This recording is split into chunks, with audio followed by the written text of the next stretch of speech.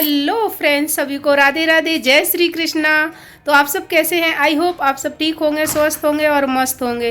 तो फिर से वेलकम करती हूँ आप सभी का अपने एक नए ब्लॉग में। तो भाई चलिए लेके चलते हैं आपको कथा पंडाल में। आज कथा का जो है तीसरा दिन है।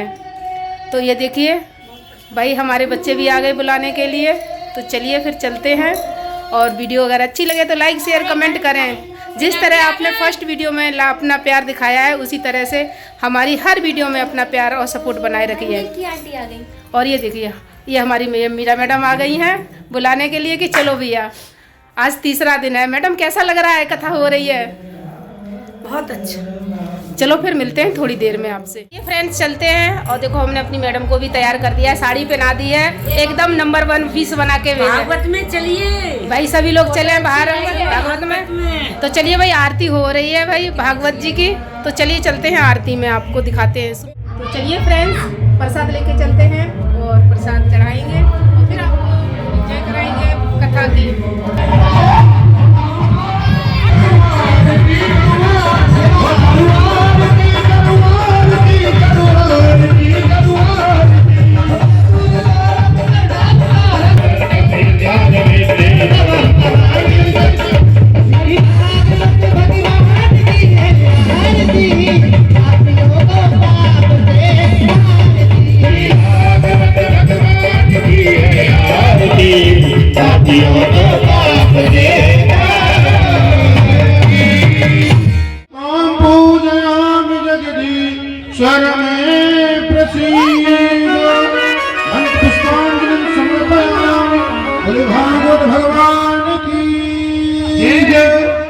कालीन की बेला में तृतीय दिवस की कथा में हम आप सभी गोते लगाते हुए अपने जीवन को धन्य भक्तिमय कृतार्थ बनाएं। और महाराज श्री से निवेदन कि हम सभी बालकों को अपनी अमृतमयी कथा का रसपान कर हमारे जीवन को धन्य भक्तिमय बनाएं। जय जय श्री राधे, जय जय श्री सीताराम। फ्रेंड्स आज जो तीसरे दिन की कथा हमारी हो रही है, भागवत हो रही है। तो आज तीसरे दिन हमारी ये दीदी है ना और भाई साहब है साथ में, ये लोग परीक्षित बने हुए हैं। देखिए भाई चाची जी कितने सुंदर दुल्हन बन के आई ये देखो। तो आज इनकी बारी है परीक्षित बनने की। एक एक दिन सभी लोग परीक्षित बन रहे हैं। तो ये देखो राधे राधे। तो चलिए दिखाती हूँ आपको बैक कैमरे से।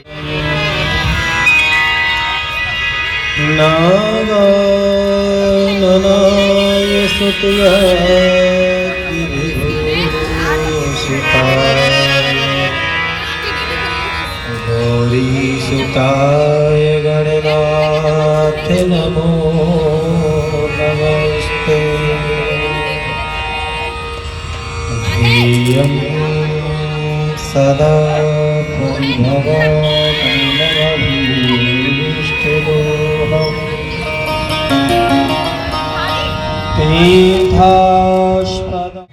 हमारे साथी चलिए भाई हमारे यहाँ भागवत शुरू हो गई है।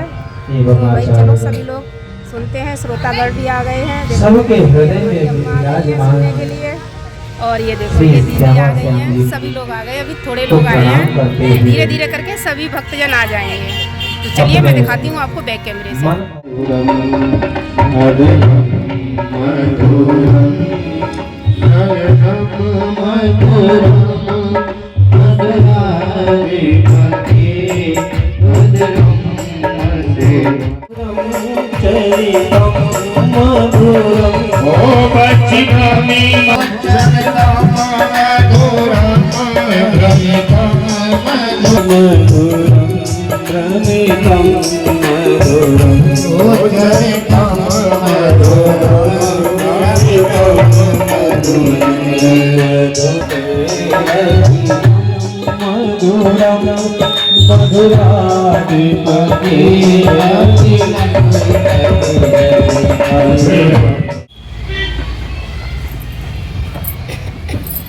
मनुष्य को सबसे पहले चर्चा हुई जीता सनो जितस्वासो मनः संघारयो धियः इसी बात को बताते हुए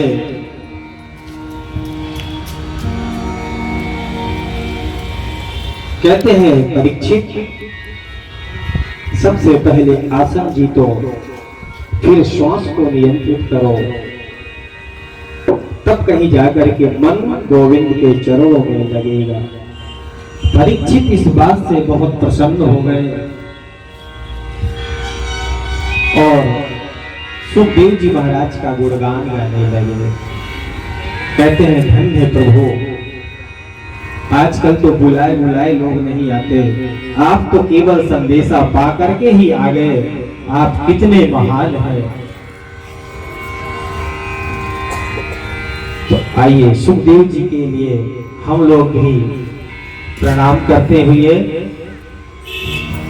हरि की कथा सुनाने वाले,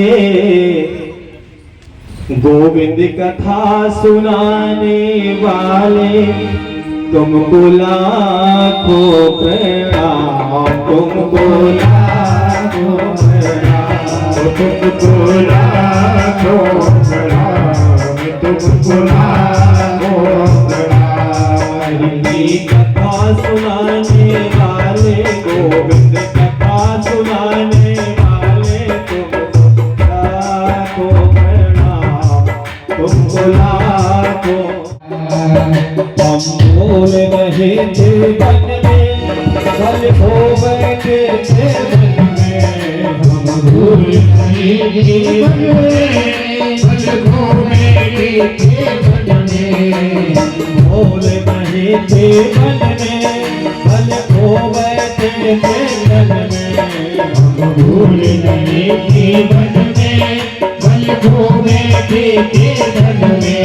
प्रभु राह बताने वाले, प्रभु राह बताने वाले, प्रभु राह बताने वाले, प्रभु ज्ञान वाले, प्रभु ज्ञान बताने वाले, तुमको लाखों प्रणाम, तुमको लाखों प्रणाम,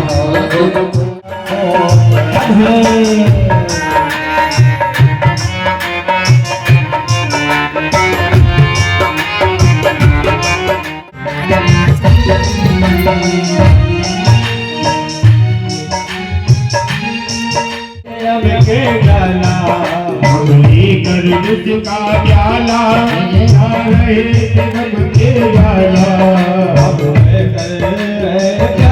वंदन का टाइम है। दूसरी बात, इस समय भोले बाबा के गण सहित भोले बाबा विचरण करते हैं, इसलिए इस समय यह रति का समय नहीं है। लेकिन दिति देवी ने बिल्कुल नहीं माना। कश्यप जी भगवान को साक्षी लेते हुए जल लेकर के छोड़ दिए, जाओ तुम्हारा मनोरथ पूर्ण हो। बाद में दिति को यह पश्चाताप होने लगा, बोले मैंने तो गलत किया, अपने पति की बात न मानी। कश्यप जी कहते हैं कि इसमें से 2 संतानें होंगी, दोनों राक्षस होंगे। बोले तो ये गलत हुआ। बोले लेकिन एक बात है, इन राक्षसों को मारने के लिए स्वयं भगवान आएंगे, उसका कारण होगा जो हिरण्याक्ष और हिरण्यकश्यप होंगे, ये दोनों भाई।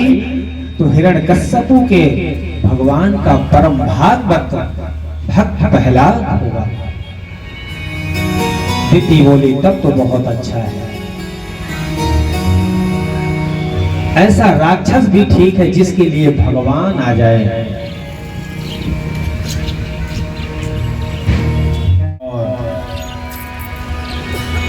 चल दिए। इधर हिरण्याक्ष पृथ्वी को लेकर के जा ही रहा था और तपस्या करके आया था, खूब बाहुबल था, बाजुओं में खूब ताकत थी।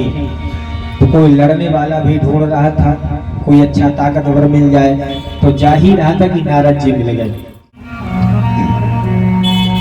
रास्ते में नारद जी मिल गए और नारद जी से कहा कि क्यों इधर आना। बोले क्या है? श्रीमन नारायण नारायण। केवल बीड़ा बजाना ही आता है कि कुछ लगाने में कुछ ताकत है? तो आके मुझसे लड़। नारद जी बोले ये तो हमें ललकार रहा है और मैं ठहरा संत, मुझसे लड़ाई झगड़ा आता नहीं, लेकिन की है कि लड़ा ऐसी जगह दूंगा कि जिंदगी में इसके दोबारा हाथों में खुजली होगी नहीं। और नारद जी विचार करने लगे बढ़िया मौका है, उधर भगवान धारण किया है, पृथ्वी को ढूंढ रहे हैं और ये पृथ्वी को लेके ही जा रहा है, तो क्यों ना एड्रेस बता दो वहीं के लिए। नारद जी ने कहा कि एक काम करो, एक सूकर आ रहा है और जाओ तुम उससे लड़ लेना।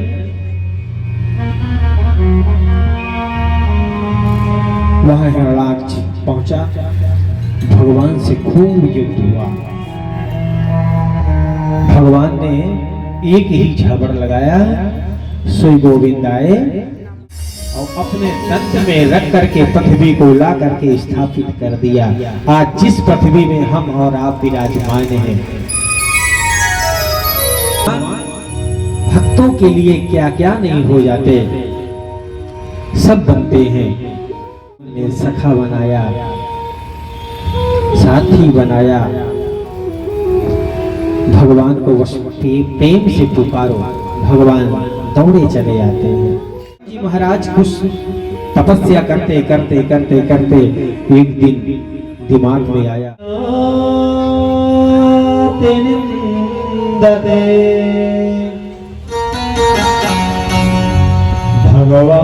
भगवास्तते क्षरो गर्भं दुरात्म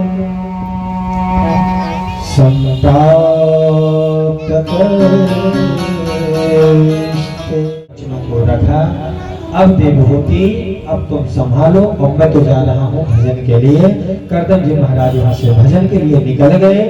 इधर देवहूति भी जानती है, माता देवहूति साक्षात नारायण है। छोटे से नन्हे से कपिल भगवान को ऊंचे सिंहासन में बैठाया है, नीचे बैठ गई और प्रश्नों की झड़ी लगा दिया। तो फ्रेंड्स ये देखिए, प्रभु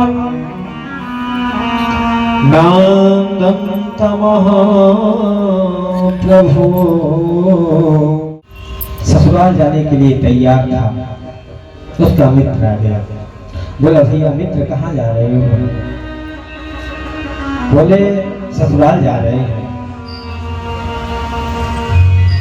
चलो चलो तुम भी चलो, मेरे साथ चलो। अरे भैया मैं कैसे जाऊं?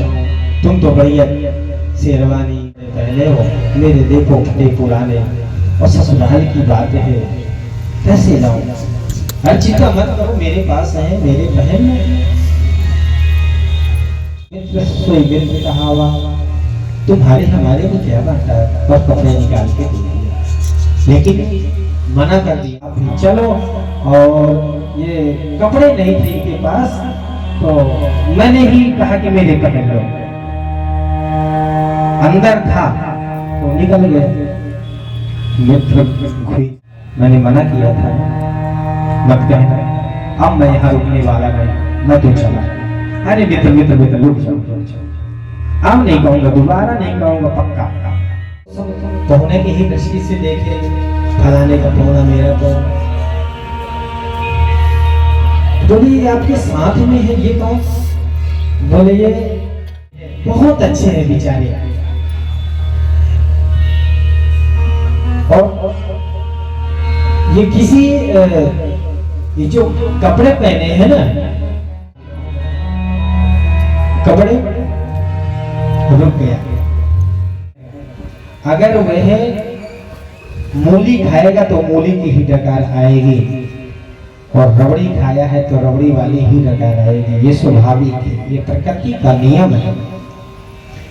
दक्ष को बहुत अभिमान हो गया और खूब उल्टा सीधा बोलने लगा कि मैं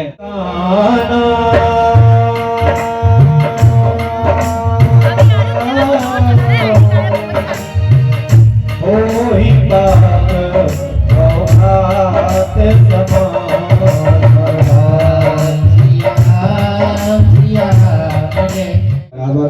पाप लगता है। नंदी से नहीं सुना गया कि हमारे आराध हमारे भोले बाबा को यह भला बुरा बोल रहा है। तुरंत खड़े हो गए। दक्ष की तरफ से प्रभु जी महाराज खड़े हो गए और आप तो हे प्रभु जी महाराज बोले, तुम ससुर और दामाद के बीच में बोलने का क्या अधिकार, तुम क्यों बोल रहे हो? बाबा बोले कि नंदी बैठ जा। आज सब देवी देवता और सबको समझा दिया था कि रास्ता सब हर जगह ट्रैफिक है, एक ही जगह से आना है, वही रास्ता है कैलाश पर्वत। और जितने भी देवताओं के सब वहीं से निकल रहे हैं और वहां थोड़ा रुक के घुमा और देते हैं रथ को, विमान को। राम जी के धुन में मस्त हो। नाम में आज मंगलवार भी है, हनुमान जी में महाराज प्रसन्न हो जाएंगे तो यह ठंडी ठंडी हवा थोड़ी गर्म में बदल देंगे। बोले राजा रामचंद्र की जय। जय जय श्री राधे श्याम। आइए भगवान राम का प्यारा सुना होगा। मेरी झोपड़ी के भाग आज खुल जाएंगे, राम आएंगे, हो राम आएंगे आएंगे, राम आएंगे, राम आएंगे आएंगे। झूमते हुए, ताली बजाते हुए और यही गाते हुए, ओ मेरी झोपड़ी के भाग खुल जाएंगे, राम आएंगे, ओ मेरी झोपड़ी के भाग खुल जाएंगे, राम आएंगे, ओ राम आएंगे के भाग खुल जाएंगे, राम आएंगे, झोपड़ी के भाग खुल जाएंगे, राम आएंगे।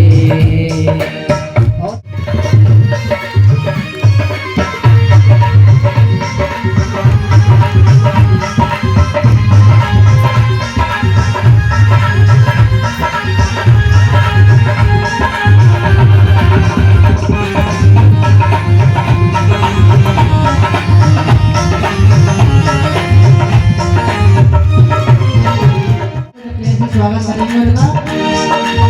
ओ राम आएंगे तो अगले सबको बुलाया है तो हमें क्यों नहीं बुलाया?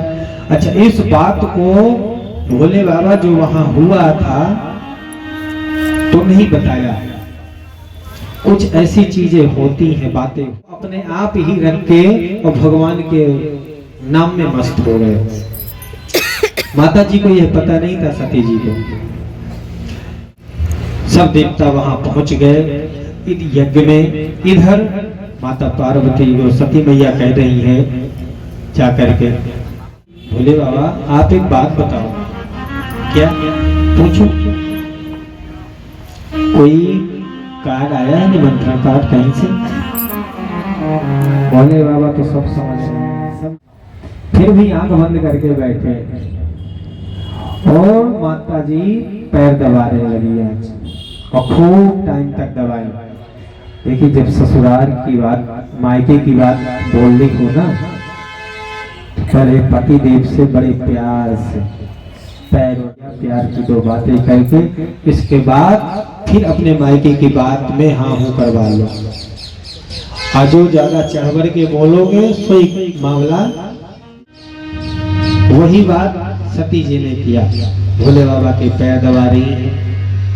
भोले बाबा बोले कि क्या बात है दीदी, आज कुछ ज्यादा ही नहीं चरण दबा रही हो? यह बात अब भोले बाबा को पलभाने की है।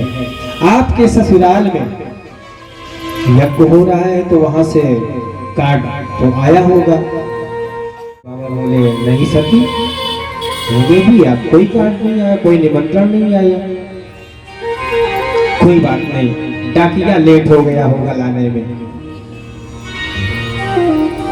कोई बात हो गई होगी, निमंत्रण तो भेजा। ऐसा हो नहीं सकता कि निमंत्रण न भेजे। भोले बाबा सब समझ रहे हैं कि ये जाना चाहती है। लेकिन कहते हैं कि देवी जाना चाहिए। जब विवाह होता है तो वहां पंडित जी समझाते हैं, माई के बिना बुलाए कब जाना चाहिए कब नहीं जाना चाहिए माताओं को। जैसे कोई विपत्ति का समय आया है, वहां बुलाने का इंतजार नहीं करना चाहिए, वहां जाना ही चाहिए तुरंत। दूसरा, रक्षा भैया द्वेज, इन दिनों में बुलाने के लिए इंतजार नहीं करना चाहिए, बिना बुलाए भी जाना चाहिए। लेकिन कोई यज्ञ अनुष्ठान हो रहा हो, उत्सव हो रहा हो, वहां बिना बुलाए नहीं जाना चाहिए। फिर होता क्या है, तुलसी जी महाराज बहुत सुंदर लिखा है, हर सत नहीं। इतनी मेहनत करते हैं, हम मेहनत कर रहे हैं और पंडित जी इतनी मेहनत कर रहे हैं। तो आप सभी भक्तजनों से अनुरोध है हाथ जोड़ के कि इस ब्लॉग को ज़्यादा से ज़्यादा लाइक करें, कमेंट करें और शेयर करें, ताकि हमारे जितने भी सनातनी भक्त हैं, लोग हैं, वो कथा का रसपान कर सकें। तो चलिए फिर लेके चलते हैं पंडाल में आपको। सुनीति और सुरुचि सबकी दो पत्नियां हैं। क्यों राम, कितनी पत्नी है तुम्हारी? एक है। हम सब के दो पत्नियां हैं। सुनीति माने सुंदर नीति, सुनीति सुंदर नीति, सुरुचि तुरंत मन में आए वही करें। तो सुनीति के यहाँ एक पुत्र हुआ, उसका नाम है ध्रुव। सुरुचि के यहाँ भी पुत्र हुआ, उसका नाम उत्तम। राजा सुनीति की बात पहले मानता था, लेकिन जब से सुरुचि आ गई जीवन में तो सुनीति से ही निकाल दिया और वह अपने बालक ध्रुव को लेकर के किसी साधु आश्रम में रहने लगे। धीरे धीरे बड़े मित्रों के साथ खेल रहे थे। एक दिन बोले कि भैया तुम लोग बड़े भाग्यशाली हो। बोले क्यों? बोले देखो तुम्हारे पिता हैं, तुम्हें अच्छे अच्छे कपड़े देते हैं, खाने को देते हैं, खिलौने देते हैं। हमारे यहाँ हमारे पिता होते तो हमें भी देते। उनका पुत्र बने, और जब पुत्र बन करके आओगे तब कहीं जाकर के इस गोदी में बैठने के अधिकारी बनोगे। अभी तुम सुनीति के पुत्र हो। ध्रुव जी कुछ नहीं बोले, सुनते रहे। लेकिन सुरुचि अब क्या कहती है कि तुम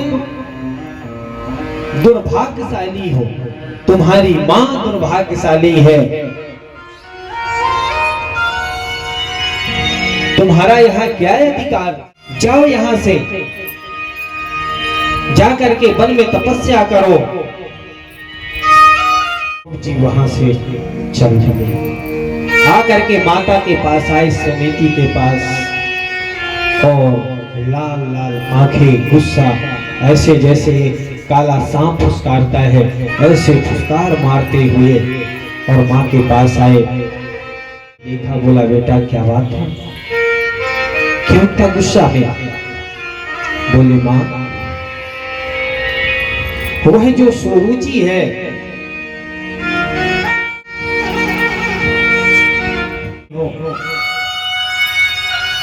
तुम तपस्या करो जा करके, और जब तुम्हें भगवान मिले तो भगवान से वर में यह लेना कि मैं सुरुचि के गर्भ में जा करके उनका बेटा बनो, तब इस गद्दे में बैठने का अधिकारी बनूंगा।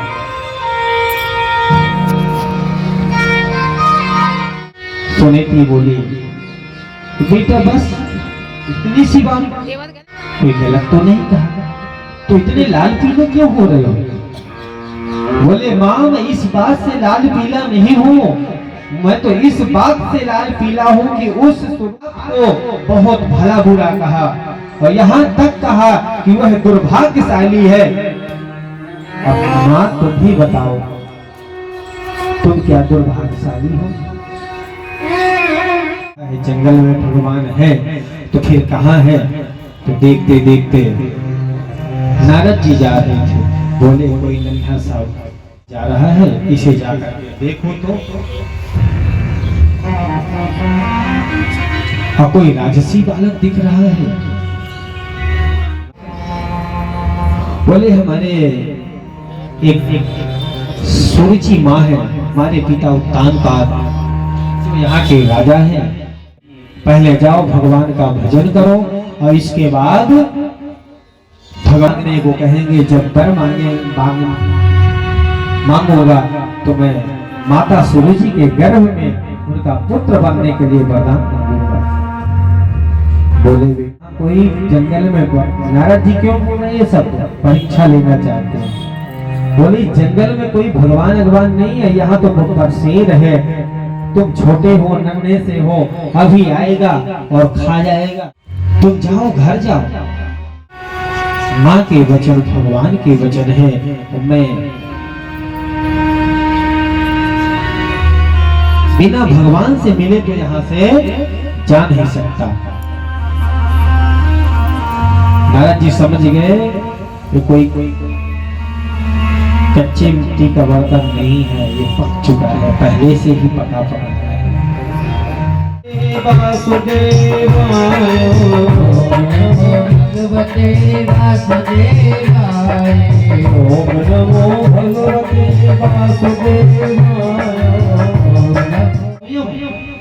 भक्त के दर्शन करने के लिए जा रहे हैं।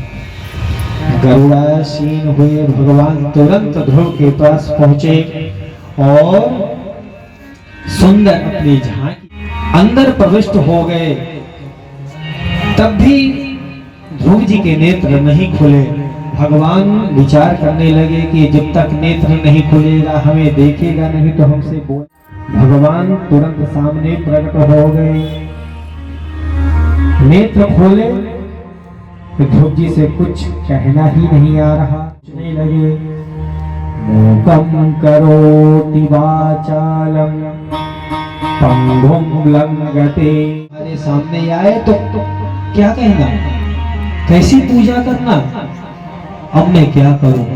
तो भगवान समझ गए, मूकं करो, शंख को कपोलों से स्पर्श कराया और जैसे स्पर्श कराया भगवान ने सोई जितने शास्त्र वेद थे उपनिषद थे सबका ज्ञान ध्रुव जी में व्याप्त हो गया। बोले भगवान की जय हो। ध्रुव जी महाराज को अब चेतन आई और स्तुति करने लगे भगवान की। तुम्हारे मन में है उस जिस बात को लेकर के तुम यहाँ तपस्या करने आए उस वरदान को मांगो, मैं देने के लिए तैयार हूं। ध्रुव जी बोले प्रभु आप सब जानते हैं। भगवान ने कहा कि जाओ। दिया, बड़े प्रसन्न हुए, शिष्य को भगवान प्राप्त हो गए, मिल गए, तुम्हारा पुत्र आने को तैयार है। इधर उत्तानपाद ने रथ घोड़े खूब सजाया, कलश, और वही सूर्य कलश लेकर के आगे आगे चल दिया जिसने भेजा था। ध्रुव जी महाराज आ रहे हैं। नारद जी विचार करने लगे कि देखो जब यही सुरुचि माँ ध्रुव को अपनी गोदी पिता की गोदी में बैठने से भगा दिया था, पिता भी कुछ बोल नहीं पाए थे, आज वही पिता कलश घोड़े हाथी सुंदर सुंदर रथ सजा करके ध्रुव को लेने गए हैं। कहते हैं कि जब आपके पास सब कुछ होता है तो आपके सब होते हैं और आपसे जब छिन जाता है तो आपके ही आपसे दूर हो जाते हैं। यही संसार का नियम है, नहीं है, ये सत्य है। बैन बहुत नाचते, किसी को मानने को तैयार नहीं। साधु संत ब्राह्मण धर्म अनुष्ठान मंदिर पूजा आरती कुछ नहीं, मेरे आदेश अनुसार केवल मेरे नाम का कीर्तन करो बस। संतों को यह बात ठीक नहीं और बहन को मार दिया, की चिता में बैठ गए। इधर अभिज्ञात को याद आया कि हमारा मित्र हमसे वादा करके गया था कि मैं जल्दी वो है पुरंजन रूपी स्त्री कहा। बोले कौन कौन मित्र? मैं एक स्त्री हूँ और एक राजा की पत्नी हूँ, मुझे तुम मित्र कह के पुकार रहे हो, ये गलत है। बोले नहीं नहीं नहीं ऐसा नहीं है, याद करो। तो उसे पूरा याद दिलवाया। जब अभिज्ञात ने तो उसे सब कुछ याद आ गया। पुरंजन को अभिज्ञात लेकर के अपने धाम को चले गए। नारद जी बोले कुछ समझ में आया? बोले कहानी तो अच्छी थी महाराज, लेकिन पल्ले कहानी अच्छी थी लेकिन समझ में नहीं आई। अब बताइए अभिज्ञात कौन है? भगवान ही अभिज्ञात है, जो हम सब के मित्र रूप में, पिता रूप में, भगवान रूप। और यह 9 दरवाजे का जो द्वार है यह हमारा ही शरीर ही शहर है। और इसी शरीर के अंदर एक बुद्धि रूपी कुमारी और मन और बुद्धि का विवाह हो गया। बुद्धि जो कहे सो मन नाचे, बुद्धि के हिसाब से उसी के इशारे में चलता है।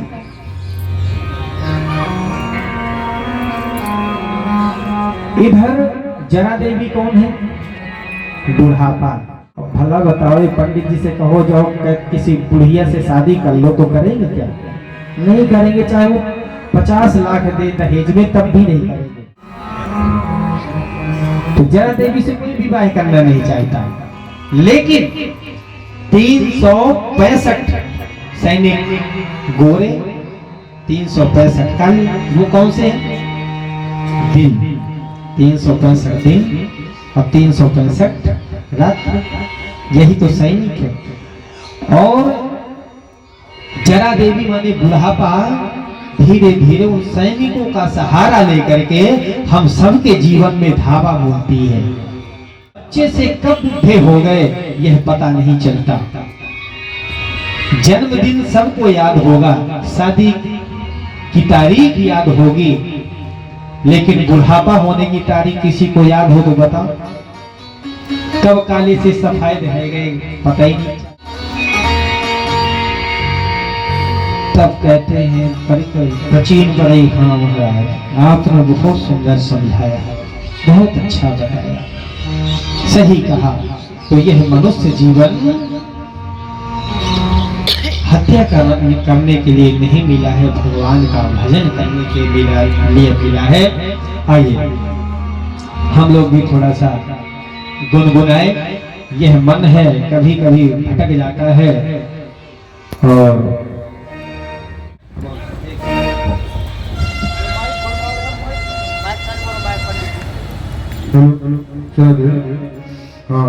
भगवान में हमारे संतोष चौधरी जी की तरफ से 1001 रुपए का सहयोग राशि क्वार्टर नंबर 5 से हमारा सहयोग आगर भगवान पे इनका 1001 रुपए का सहयोग।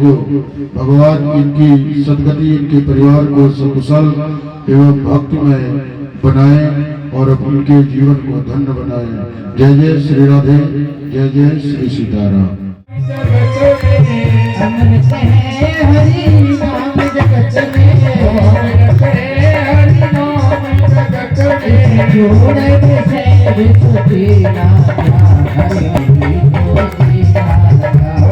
और को शीतल करे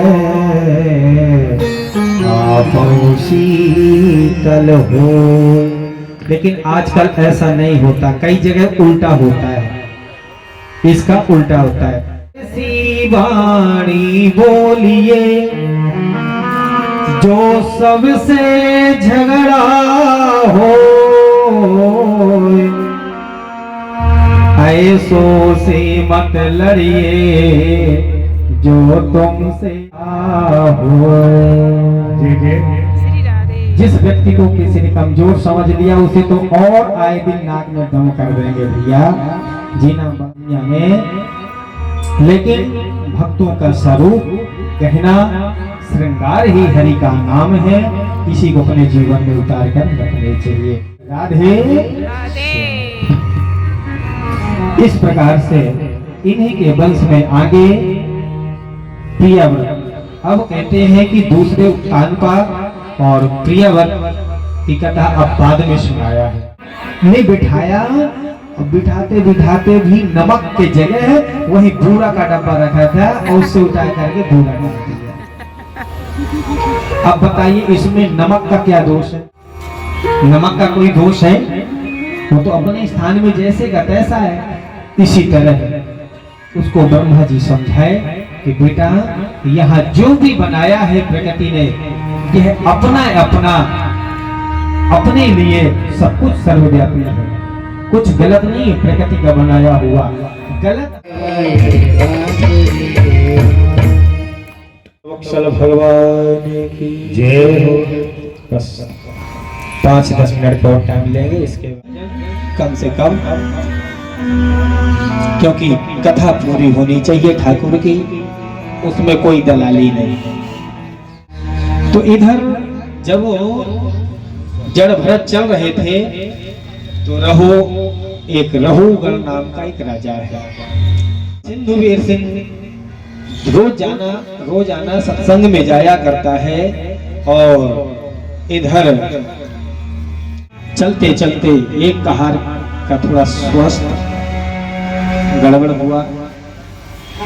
कहार ने कहा कि महाराज हमारा लग रहा है, तो बोला कि कोई रास्ते में दिखाई पड़ जाए इसी में रख ले सारा, तो उसे लगा लेना। चलते चलते आगे देख कि सुंदर भरत जी महाराज आ रहे थे। कहारों ने विचार किया कि बढ़िया मोटा तगड़ा है और पालकी का वजन भी उठा लेगा, और ला करके उसको एक तरफ पकड़ के लाए जबरदस्ती, और वो कुछ नहीं बोले और लग गए, पालकी उठा लिया। देख लिया अब रघुगण के पैरों में चींटियां सामने आए, दिखे, सोई छलांग मार दे। 2-4 कदम बढ़े, कोई आगे देखे तो फिर छलांग मार दे। 2-4 बार उनकी पालकी उनके सिर से टकराई, रघु से गुस्सा आई और फिर भरत जी को ऐसी फटकार लगाई, ओहो बेंग कसने लगा। कुछ लोग बेंग ज्यादा मारते हैं। अरे पंडित जी इस समय तो खूब चकाचक माल कमा रहे हैं, कितना पतला दुबला है बेचारा, कहां से पकड़ के लाए हो? लगता है कि ये महीनों से कुछ खाया ही नहीं। ऐसे है नहीं, ये व्यंग उल्टा विलोम, जबकि कैसे है जड़ भरत जी मोटे तगड़े खूब चकाचक, शरीर चमक रहा है, तब भी कुछ नहीं बोले। अब एक बड़ा सा चींटा दिखाई पड़ा, तो जड़ भरत जी जोर से उसे छलांग लगाए कि ये हमारे पैरों घबराया और नीचे की ओर सिर करके पालकी से खूब उल्टा सीधा बोलने लगा। मोटा है, तगड़ा है, खाता है, भैंसा है, फिर भी एक पालकी नहीं संभाल पाई। यही बोलते बोलते बोलते उसकी जनेऊ में नजर चली गई।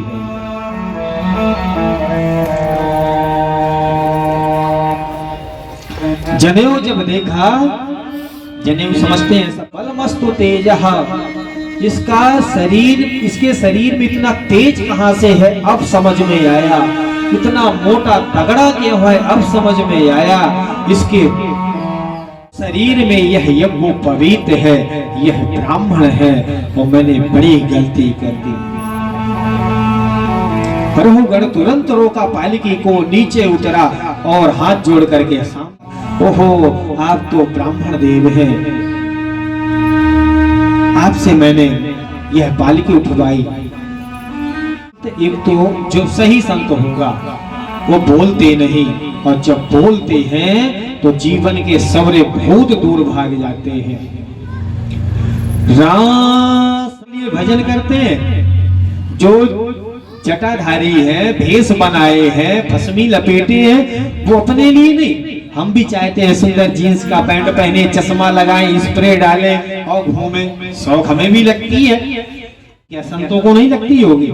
लेकिन किसके लिए ऐसा अवतारधानी भेष बनाया है? हम आपके लिए, धर्म को बचाने के लिए, सनातन को बचाने के लिए। संत मार थी और भेष धरे यमदूत, राम नाम का गोला फेंके भाग जाए सब भूत। जब संत बोलते हैं तो कल्याण कर देते हैं। रघुगण विचार करने लगे, वो भरत जी विचार करने लगे, यह रोजाना संतों के संग में जाता है और मैं नहीं बोला और यह मर गया, अपमानित हुआ तो सब संत समुदाय भी अपमानित हो जाएगा। इसलिए आज इसको समझाना पड़ेगा, ज्ञान देना हो। समझाया है भरत जी ने, रघुगण को खूब समझाया। रघुगण समझ गया, त्राहिमाम करने लगा, बोला प्रभु मैं समझा, मैं संकल के त्रिशूल से नहीं डरता, सुदर्शन चक्र से नहीं डरता, लेकिन ब्राह्मण के क्रोध से जरूर डरता हूँ। भरत जी बोले मैं ऐसा क्रोधी ब्राह्मण नहीं हूँ, मैं तो बहुत सरल सीधा ब्राह्मण हूँ। मैं तुम्हें आशीर्वाद देता हूँ, आज के बाद तुम किसी संत ब्राह्मण महात्मा का अपमान मत करना भूल के भी, और जाओ तुम्हारे ऊपर भगवान कृपा करेंगे। इस प्रकार से सुखदेव जी महाराज राजा परीक्षित को कहते हैं कि परमात्मा सब पर दया करता है, सब पर करुणा करता है। आइए कल के प्रसंग के बारे में आप जान लें, इसके बाद एक भजन, फिर आरती। समय ज्यादा हो रहा है, सभी को बोले भागवत भगवान की जय, कृष्ण कन्हैया लाल की जय। कल सायंकालीन की वेला में भगवान रामचंद्र जन्म, भगवान वामन अवतार के सहित भगवान श्री कृष्ण जन्म उत्सव मनाएंगे। हम आप सभी मिलकर के कल बढ़िया रसगुल्ले का भोग लगाएंगे। बढ़िया बढ़िया आप सभी अपने अपने घर से भगवान को बनाकर लौने, वस्त्र इत्यादि ठाकुर जी को पवाएं और बढ़िया बढ़िया वस्त्र झूमे नाचे का जन्मोत्सव मनाएंगे और अपने जीवन को धन्य बनाएंगे। के जन्म में बढ़िया भगवान को पकवान खिलौने इत्यादि लाएं और भगवान को खूब लाड़ लड़ाएं और खेल खिलाएं और भगवान बाल कृष्ण का लाल का जन्म उत्सव अपने अपने जीवन में धन्य बनाएं। जय जय श्री राधे श्याम। जय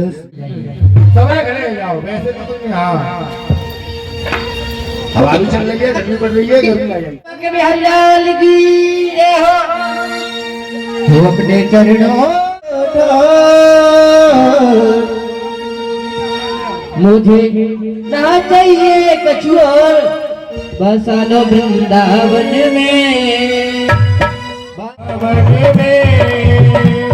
बसा लो निज चरण में, चरणों में दे दो ठार, मुझे ना चाहिए कछु और, बसा लो निज चरण में, ओ बसा लो वृंदावन में, बसा लो जीवन तो है, जिसे भेद रखना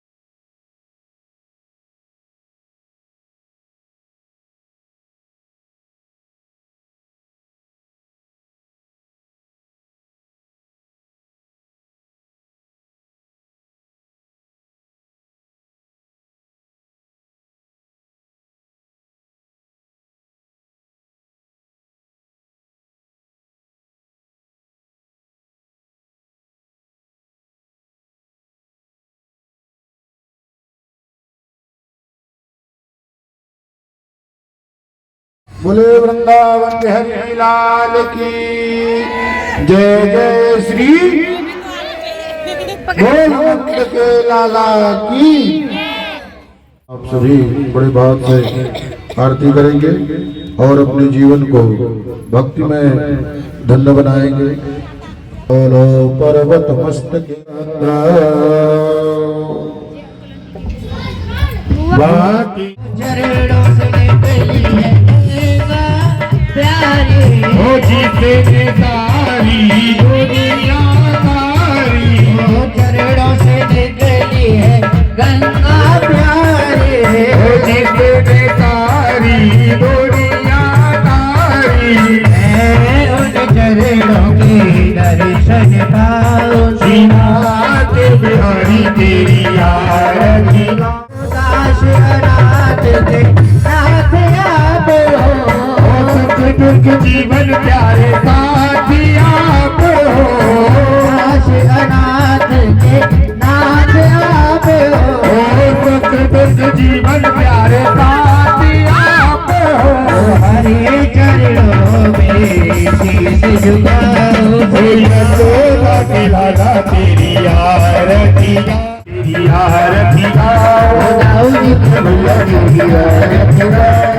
रब करो अवतार संसार सार, बुझे निहार सदा बसंत मेरे यार में देव भगवान भवानी सब माता पिता तो देव देव बंधो जिसका तमेव तमेव वेद दुर्लभ तमेव तमेव सर्व तमेव वेदा गुरुर् ब्रह्मा गुरुर् राधा हरि गोविंदा गोपाला जय मुरलीधर। ओम जले शीतलीकरणं पुष्पे देवादिवन्दनम् आत्मादिवन्दनम् आरोग्यादिवन्दनम् स्वयमादि वन्दनः। हरिः ओम जले शीतलीकरणम् ओम देहो शांतिरंतरिक्षं शांति। कन्हैया लाल की जय हो। उमापत महादेव की जय हो। हनुमान जी महाराज की जय हो। रामचंद्र भगवान की जय हो। अयोध्या धाम की जय हो। वृंदावन धाम की बरसाने वाली की जय हो। बरसाने वाली की जय हो। राधा रमण सरकार की जय हो। राधा रमण सरकार की जय हो। राधा माधव सरकार की जय हो। श्रीमद् भागवत महापुराण की जय। सो फ्रेंड्स, कथा आज की समाप्त हो चुकी है। तो वही प्रसाद भी ले आए हैं। ये देखो आज भीड़ खत्म हो गई। तो भाई आज हमारे इस चैनल पर एलबी भी चली है और आप सबसे अनुरोध है कि जैसे ही 1 बजे कथा शुरू होगी और इस पे हमारी लाइव स्टार्ट हो जाएगी कथा। आप लाइव थोड़ा लेट हो गई थी, थोड़ा लाइव सुन सकते हैं, देख सकते हैं। तो इस पे डेली जब तक कथा होगी तब तक लाइव चलेगी। तो चलिए फ्रेंड्स, और कल जन्मोत्सव है कन्हैया जी का, तो भाई तो ज़्यादा कल से ज़्यादा एलबी में जुड़ने की कोशिश करें। तो मिलते हैं कल नेक्स्ट ब्लॉग में। सभी को राधे राधे, जय श्री कृष्णा। और जो चैनल पर नए हैं प्लीज चैनल को लाइक से सब्सक्राइब करें, बेल आइकन को प्रेस करें ताकि आने वाली वीडियो की नोटिफिकेशन आप तक सबसे पहले पहुंचे। तो बाय बाय।